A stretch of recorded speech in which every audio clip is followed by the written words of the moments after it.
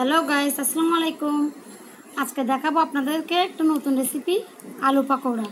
আর দেখতে দেখুন একদম পেঁয়াজের মতো লাগছে। এগুলো আমি আলু দিয়ে করেছি, আলু পাকোড়া। তাহলে চলুন রেসিপিটা শুরু করা যাক।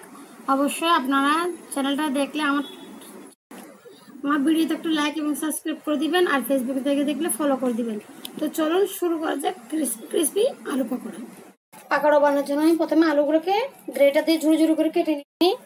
পেঁয়াজ কুচি, কাঁচা মরিচ কুচি, হালকা একটু রসুন কুচি দিয়েছি। এই যে এগুলো দিয়ে এখন আমি লবণ দিব। পাকোড়া সবাই কম বেশি বানাতে পারে, তবে এইভাবে বৃষ্টির দিনে পাকোড়া খাওয়ার মজাই আলাদা। হালকা একটু হলুদের গুঁড়ো, একটু মশলা গুঁড়ো, আর অবশ্যই আপনারা জানেন আমার পছন্দের ম্যাগি মশলার প্যাকেটটা দিয়ে দিব পুরোটা। ওকে ভালো করে মেখে নিব।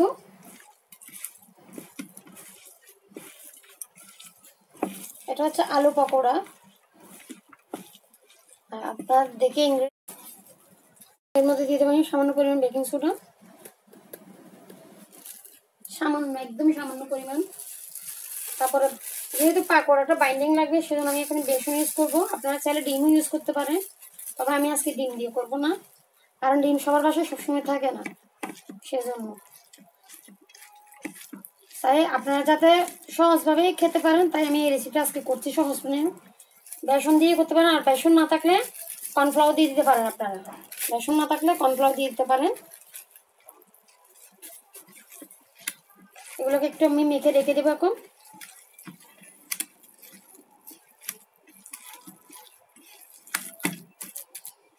এখন আমি কড়াইতে পর্যাপ্ত পরিমাণে তেল দিব। তেলের পরিমাণটা একটু বাড়িয়ে দিতে হবে, যাতে পাকোড়াগুলো সুন্দর করে বেশি থাকতে পারে। তেলটা অতিরিক্ত গরম করা যাবে না, আবার ঠান্ডা তেলেও পাকোড়া দেওয়া যাবে না। হালকা একটু গরম হতে হবে তেলটা।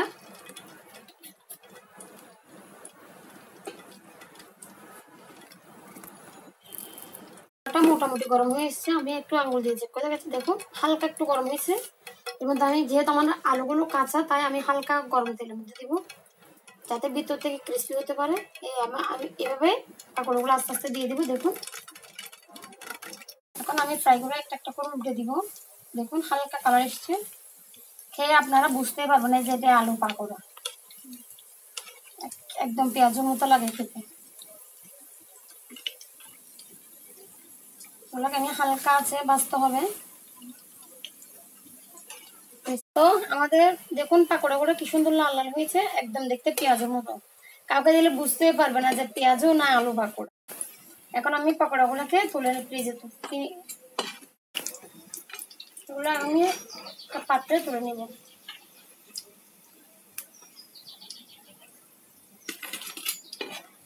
আমি এখানে অল্প করে বানিয়েছি, আপনারা চাইলে বেশি করে বানাতে পারেন। যেহেতু আমার ঘরে খাওয়ার মানুষ কম, সেজন্য আমি অল্প করেই বানিয়েছি। আর এগুলো কোনো গেস্টের জন্য করছি না, এগুলো আমরা নিজেদের জন্য করছি আজকে। আমি প্রায় রান্না করি আমাদের নিজেদের জন্য, বাচ্চা পছন্দ করে, আমি পছন্দ করি, সেজন্য। তো দেখুন আমাদের এখন পাকোড়া বানানো শেষ।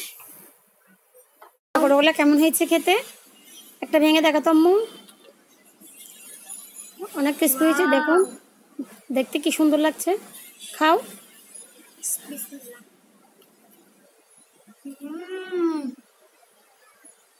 অনেক মজা হয়েছে। তো আশা করবো আপনারা বাসায় বানিয়ে খেয়ে দেখবেন, এবং খেয়ে দেখে আমাকে একটু রিভিউ দিবেন। সো গাইস, আল্লাহ হাফেজ। পাকোড়াগুলো কেমন হয়েছে খেতে একটা ভেঙে দেখাতো আম্মু। অনেক ক্রিস্পি হয়েছে, দেখুন দেখতে কি সুন্দর লাগছে। খাও।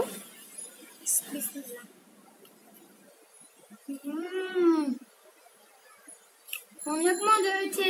তো আশা করবো আপনারা বাসায় বানিয়ে খেয়ে দেখবেন, এবং খেয়ে দেখে আমাকে একটু রিভিউ দিবেন। সো গাইস, আল্লাহ হাফেজ।